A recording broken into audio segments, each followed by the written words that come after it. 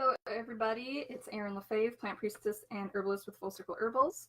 I wanted to come on today because it's the last day to join the Plant Priestess Circle until I open up the membership again. So I just wanted to give you that reminder, and then I wanted to come on and talk to you about green witchcraft. So this is one of the books that I read early on called Green Witchcraft by Anne Mora. And she's got a couple other books out now too. But this was kind of my first introduction to this type of witchcraft or Wicca, or even broader paganism.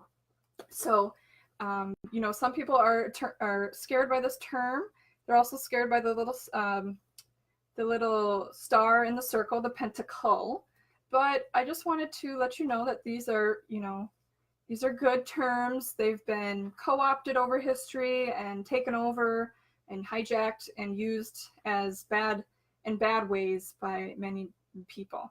So I just wanted to let you know that for like any kind of witchcraft or green witchcraft, it's really about your personal experience with nature, with the divine, with the great spirit, whatever you would like to call it. And the symbol with the star and the circle is really a symbol of like several things. So there's the body symbol, so the top of the star, your two arms and your two legs. It can also symbolize all the directions, northeast, south, and west, and include the spirit. So there's a lot of different ways that the star, the pentacle, the star, and the circle mean good things. Now, if it's upside down, that's a different set of beliefs that can be a little bit tricky. So I would say when to be afraid of witchcraft or any type of organized thought process would be if people are saying to use it against other people or judging other people or trying to use magic and power in a way that takes power and magic and resources away from other people. So, one of the tenets of witchcraft and Wicca and stuff is do what you want as long as it harms no one, or even broader, nothing. So you might want to think about, in the environment and things like that. So it's a really do no harm type of thing. And the term harm can be loose as well, because some people say, well, this is a form of harming, that's a form of harming, and other people will say it's not. So a good example of this would be vegetarianism. Some people would say you can't eat meat because you're harming animals. Other people would say, well, that's their sacrifice, that's their gift to life. So there's a lot of debate that could happen with it. But I would caution anybody to just remember that you want to use these spells, rituals, herbs for good things. You don't want them to be harming other people willfully. You want to be honest with what you're doing. Think through what you're going to be doing and consider the options. That's the best thing you can do. Consider how it's going to affect other people.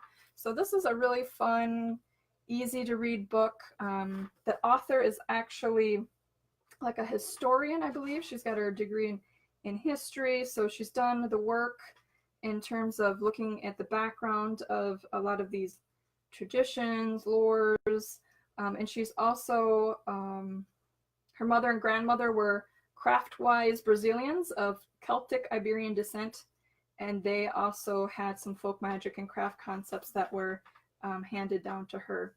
So, she's got some experience in here.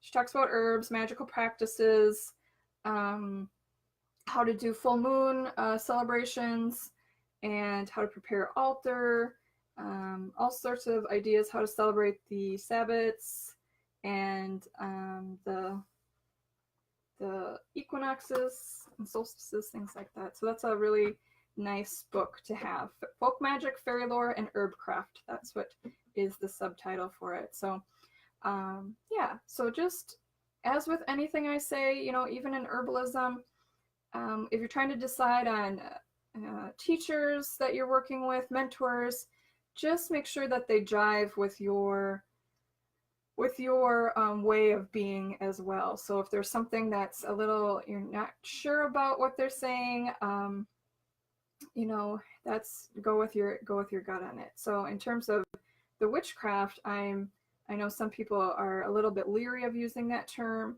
but I think the term has a great meaning to it, and it's got a lot of power to it, and I think people should not be afraid to use it. I mean, the term witch really goes back to, you know, the ones using the old ways, close to the earth. Even some translations go back to like the word hag and wise woman and stuff like that. So there's a lot of good connotations with it as well. So some of the things that we talk about in Plant Priestess Circle are these concepts.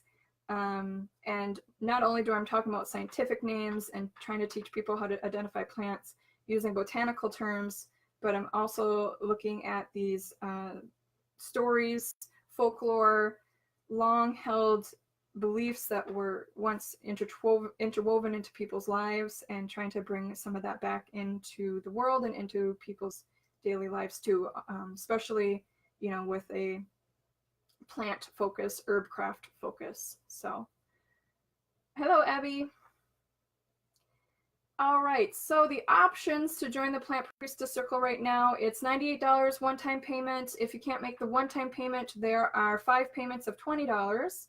And you make those every 30 days for, you know, about 5 months. And then you have a year membership. After your membership is over, then you can resubscribe at the rate that you're on, which is great because next year in 2019, I'll need to increase the price so that I can keep up with the technology and all the fees that I have to do to keep my site going and things like that.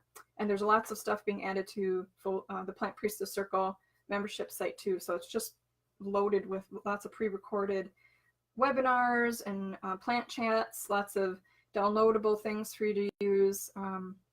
So anything that I add to the Learning Herbalism Workbook digital copy, you'll get within your year membership if it's within that time.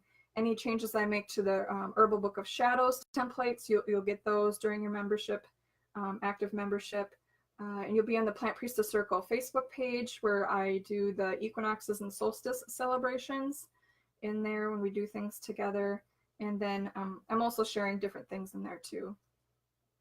Oh, yeah, site says 5 payments of $22 each. Yes, that's correct. It should be $22 each.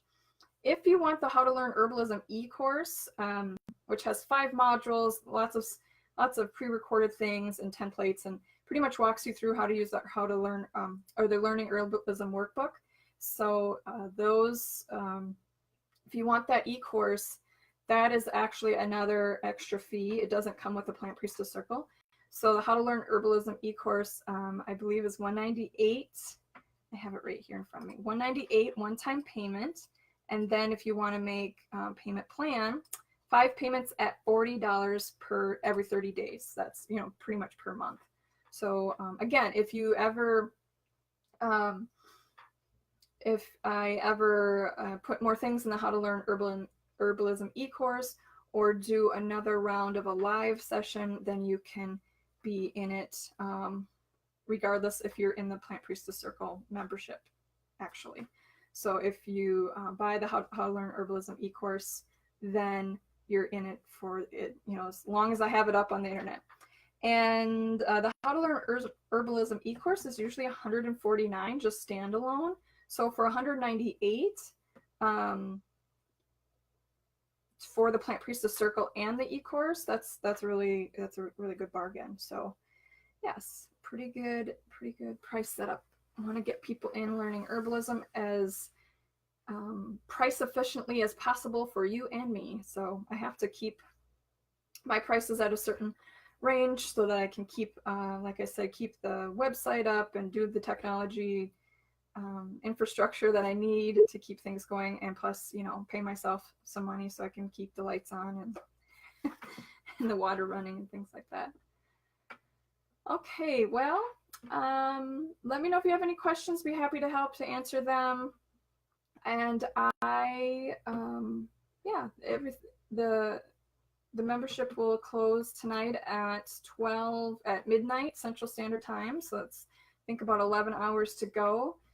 And I'll do another Plant Priestess Circle exploration in the future.